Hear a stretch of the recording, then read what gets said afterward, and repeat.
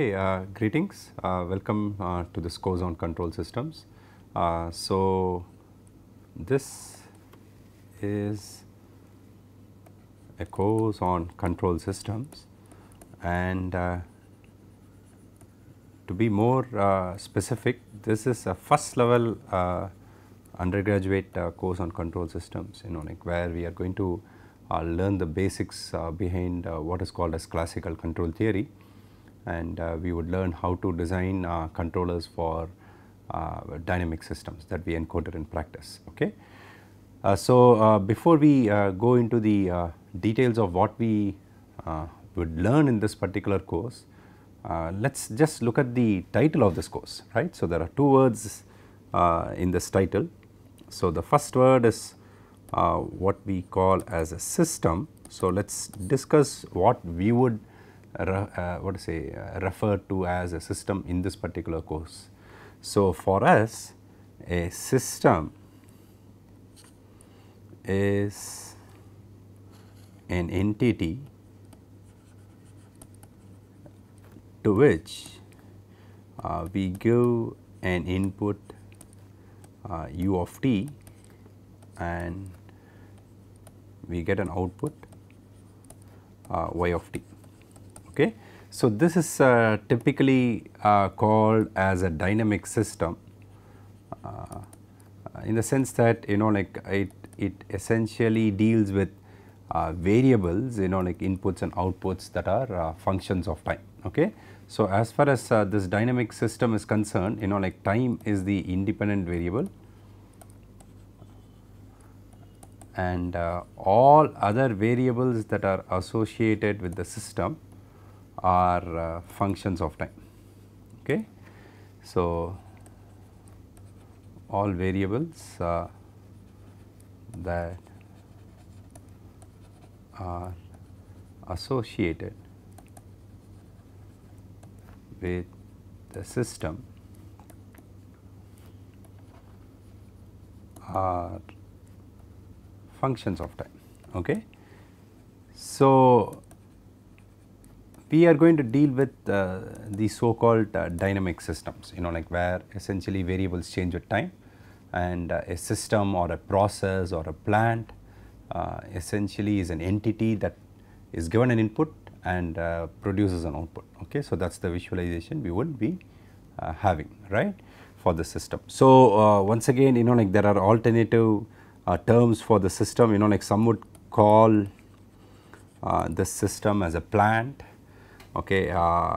If you go to chemical engineering, for example, this would be they would be dealing with processes, so a process is also visualized as an entity to which we give an input and we get an output, right. So, there are various terms that are typically used. So, for us, like a system is a collection of objects. Okay. Let me group it as one phrase, or a process, okay, that is under study. Okay. So, for that is what we would refer to as a system. Okay. So, of course, although we are not going to repeatedly use various adjectives to denote the type of systems that we are going to look at, we will first study what class of systems that we are going to be concentrating on, and then we will go forward. Okay. So, the class of dynamic systems that we would be looking at in this particular course belong to what are called as linear time invariant causal dynamic systems, and by and large we will restrict ourselves to what are called single input single output systems. Okay. So, before we get into that, we would see that mathematically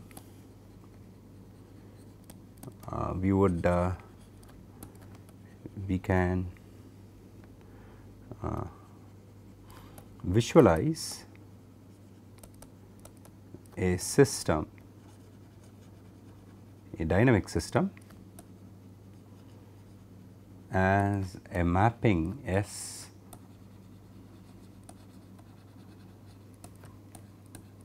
from u of t to y of t. Okay. So, that is what we are going to say is that we would have y of t to be equal to s of u of t. Okay. So, essentially we would picturize a system as a mapping S which takes an input ut and delivers an output y of t. Okay. So, that is a mathematical visualization of a dynamic system. Okay. So, given this, like there are various classes of systems that one could essentially study. So, let us look at some classes of dynamic systems. So, as far as classification of dynamic systems is concerned, so the first classification that we would consider is based on the number of inputs and outputs. Okay. So, what we abbreviate as SISO and MIMO. So, what is SISO? SISO is nothing but single input, single output, and the abbreviation MIMO stands for multiple input, multiple output systems.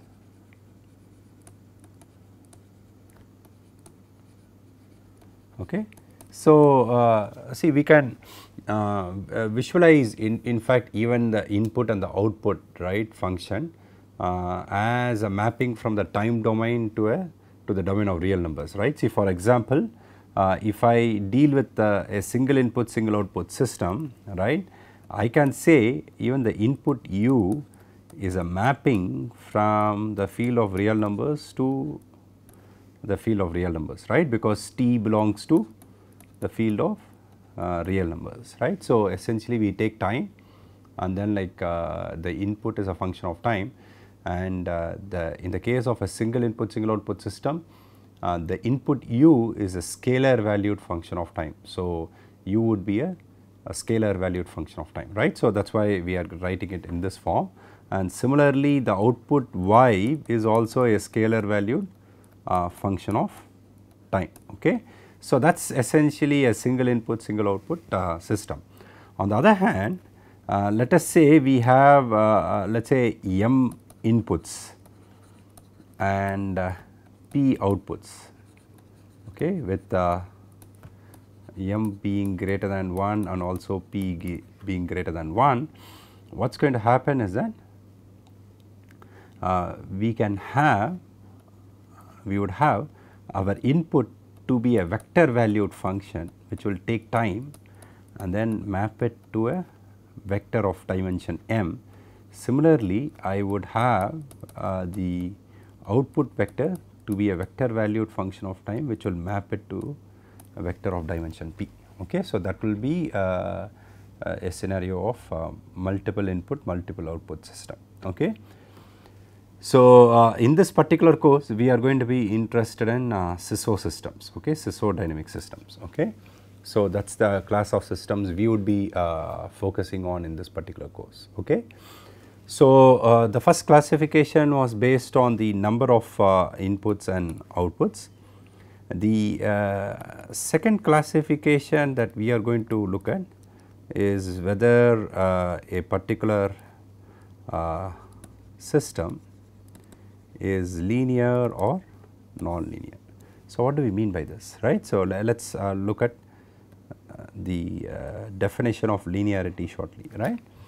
So, let us say we have a system, yes, and let us say we provide an input u1 of t and we get an output y1 of t, and to the same system,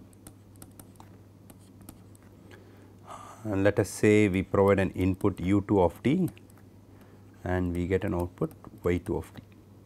Now, given these two arbitrary input output combinations, right, the question that we ask ourselves is that if to the system we provide an input that is the sum of these two arbitrary inputs u1 plus u2, and if the output is also the sum of the two individual outputs y1 and y2 corresponding to u1 and u2, and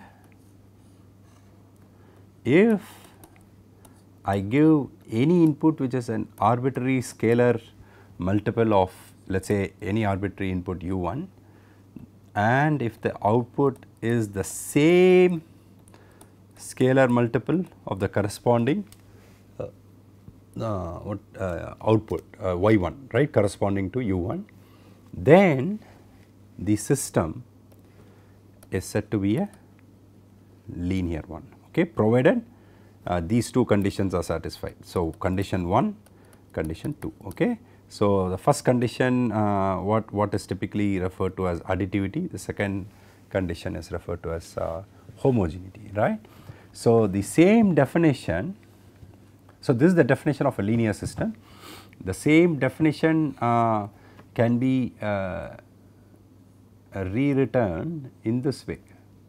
So, let us say if I have a system S, the same system S, let us say I provide an input which is a linear, any arbitrary linear combination of u1 and u2. That means that I am providing a input like c1 u1t plus c2 u2t, where c1 and c2 are two real numbers.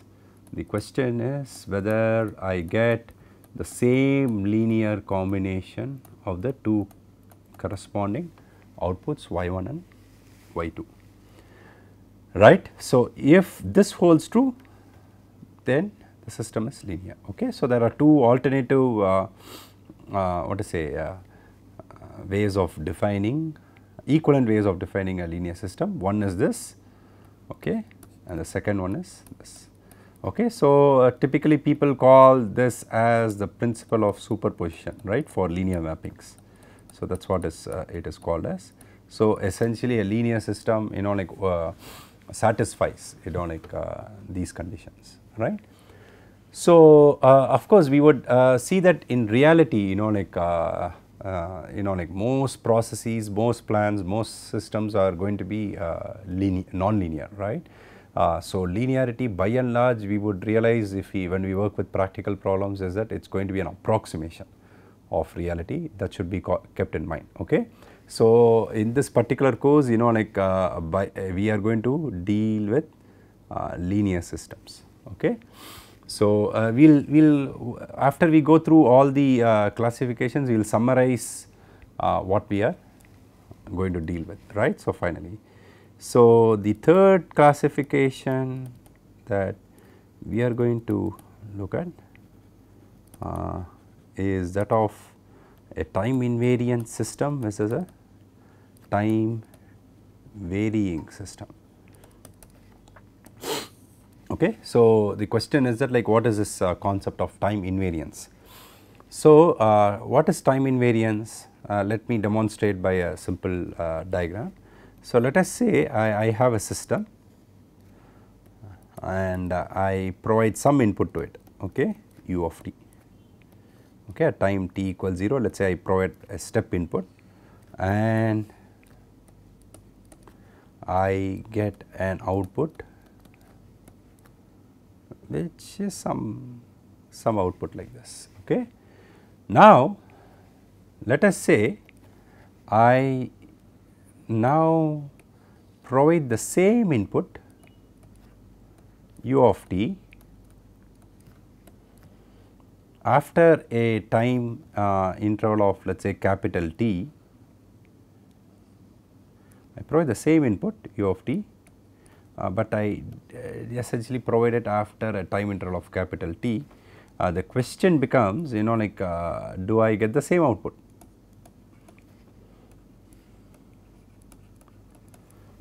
So, if the output is the same function which is delayed by capital T, then the system is said to be time invariance, right.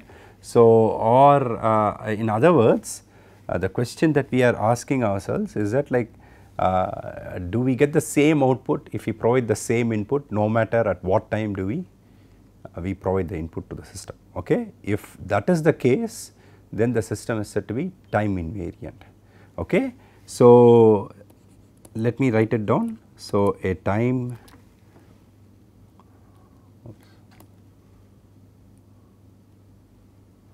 invariant system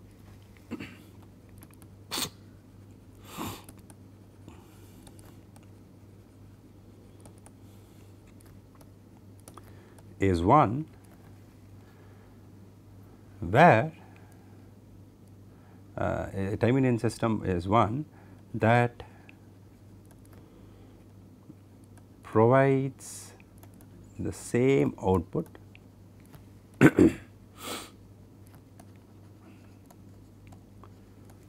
for the same input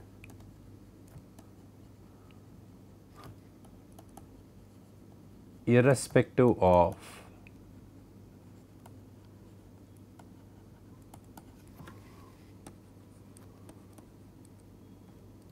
when the input is given.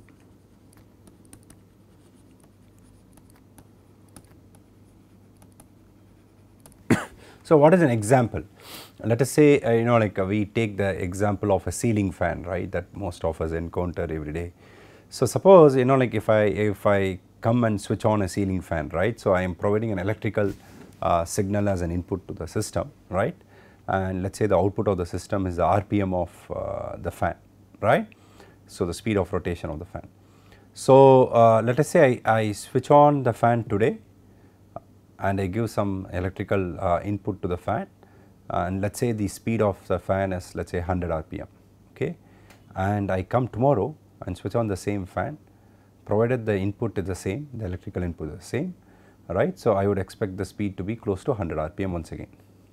Now, if I come after a month and switch on the same fan, there may be some wear and tear in the fan. So, given the same electrical input signal, like I may get the RPM as 99.5, right, for example. Let us say I come 1 year down the line and switch on the same fan with giving the same electrical input signal, the RPM may be 99 RPM, for example, right. So, one gets the idea, right, where we are headed. So, all systems like their characteristics or dynamic characteristics change with time, right, due to various factors. So, in the case of a fan, there may be some wear and tear, like the components might have become old, right. So, then the system's response changes. Now, the question that we are asking ourselves is that like in the time scale of interest, as far as a systems analysis is concerned, like does the response characteristics of the system or do the response characteristics of the system remain more or less the same? If that is the case, then we approximate the system as a time invariant system. So, in the case of a fan, let us say I want to analyze the fan only for a few minutes. So, in those few minutes I can reasonably assume that the response characteristics of the fan is not going to change. So, what do I mean by that? In a time scale of a few minutes, if I provide the same electrical signal at any instant of time, I am going to get close to 100 RPM, right. So, which is what I started off with, right. On the other hand, if I use a fan in an industrial application where it is supposed to run for months without any shutdown, then I need to be a bit more careful, right. Then my time scale of interest goes in the order of months. So, then we need to ask ourselves the question, like do I need to consider the variation in the system's response characteristics and model the system as a time varying system? So, that is a question which should be asked then, okay. So, in our course, like we would work with what are called time invariant systems, okay. So, that is the scope of our particular course. So, so as far as we are concerned, so what is the mathematical definition of time invariant systems? If y of t is s of u of t, then time invariance implies that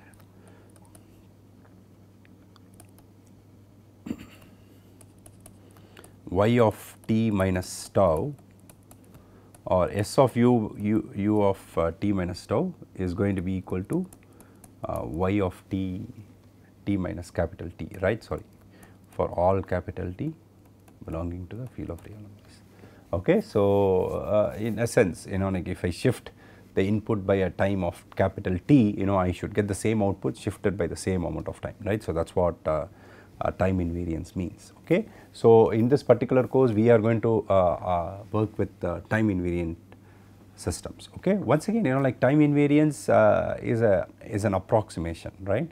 I am sure all of us agree that if you look at processes and systems that surround us, you would see that no system provides the same output like at any point of time in its entire lifetime, right. So, so time variance may become important, right. So, but the question we need to ask ourselves is that, like, what is the time scale of interest vis-a-vis the time scale over which the system's characteristics change, right. So, that is the question we need to ask ourselves, right, when we decide to approximate something as time invariant or time varying. So, another classification that we are going to do is that of causal systems versus non-causal systems. So, what is a causal system? A causal system is one where the output at any instant of time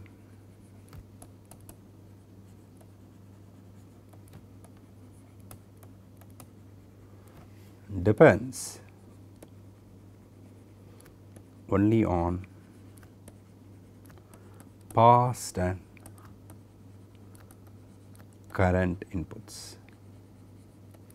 So, a causal system is one in effect which that is non-anticipative. Okay, it does not essentially try to what to say, figure out like what inputs may come to the system in the near future and take action right now. Okay.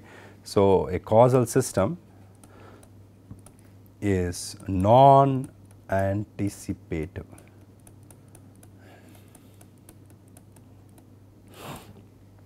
Okay, that is very, very important. Okay, whereas a non-causal system is anticipative, right.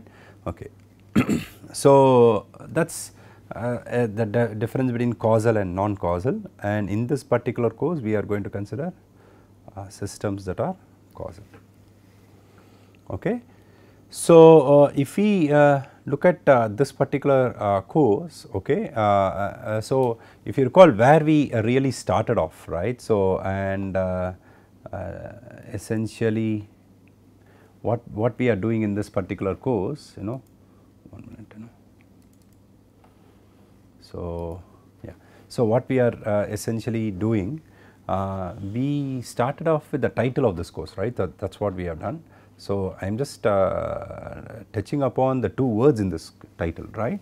So, the first word we started off looking at is the word systems, right. So, if we look at it, we are going to look at what are called dynamic systems. Okay, I am going to write summarize all the adjectives that we have encountered. We are going to look at causal systems. Okay, we are going to look at time invariant systems. Okay, we are going to look at linear systems. Okay, and we are going to look at single input, single output systems. Okay. So, this is the class of systems that will be under study, okay, in this course. Okay.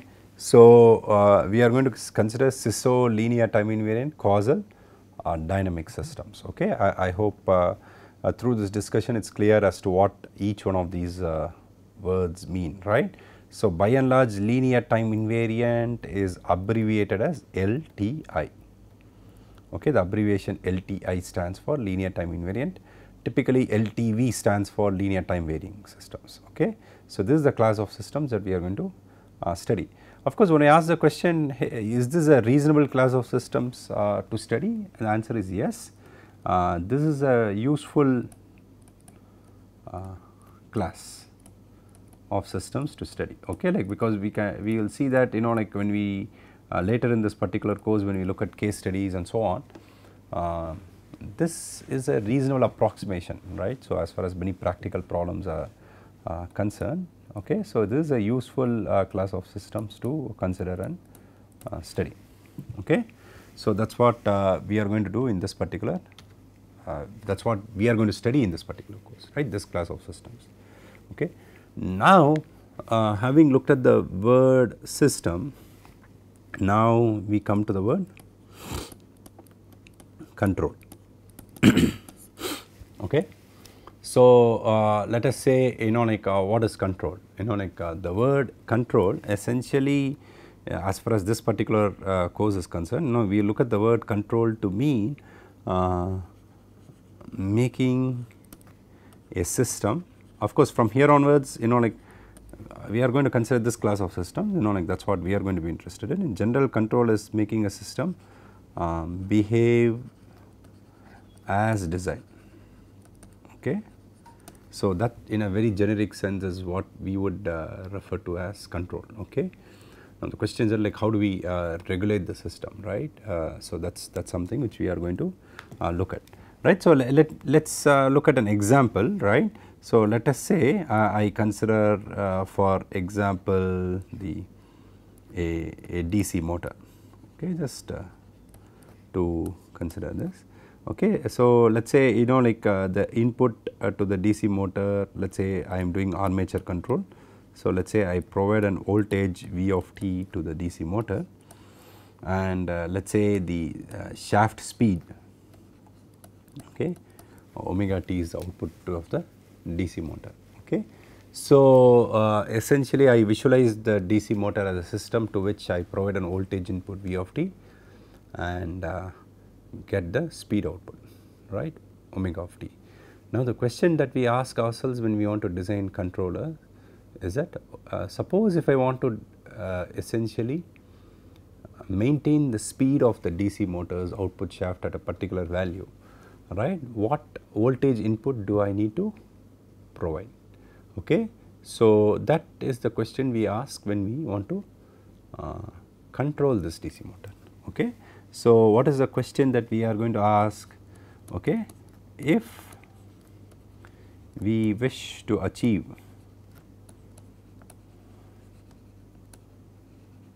a omega desired, okay, that is a desired angular speed for the DC motor, what is the input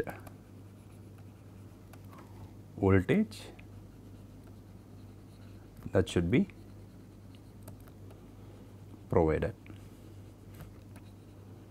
okay. So, that is the question we ask ourselves when we want to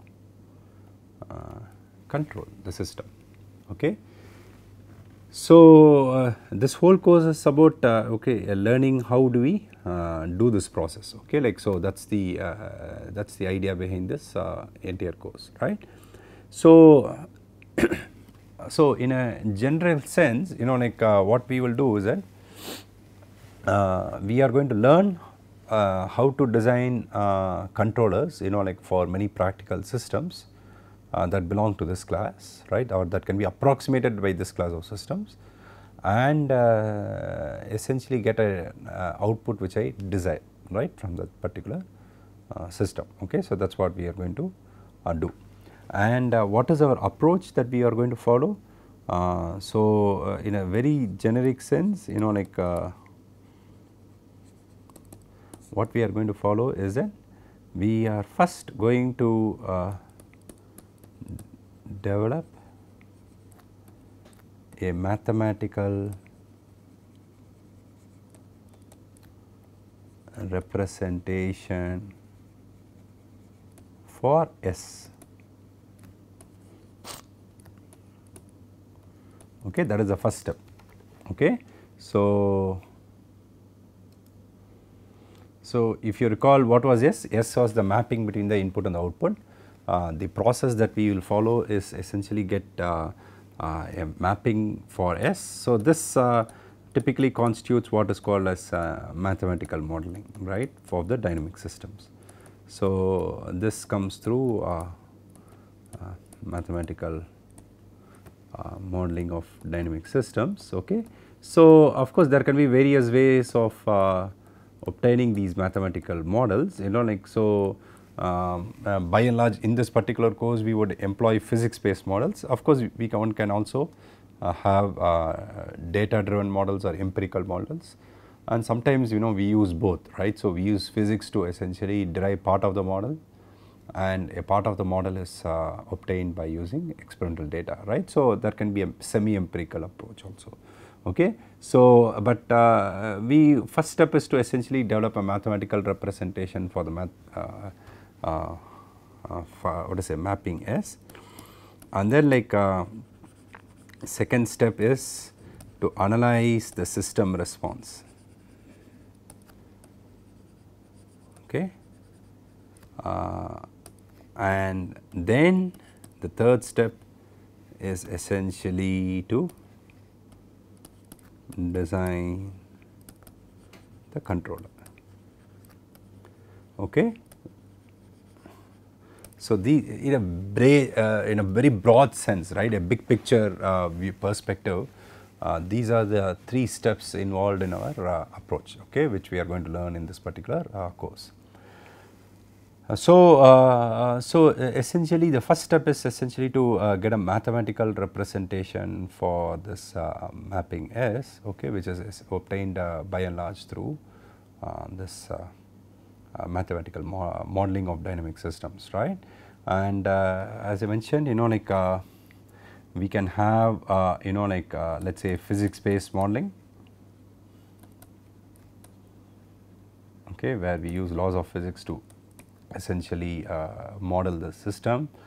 We can have data driven or an empirical approach, okay. Sometimes we can have a mix of both, okay. So, to essentially model the dynamic systems. Of course, there are various categories of models. We will also see, you know, like which class of models we are going to look at, okay.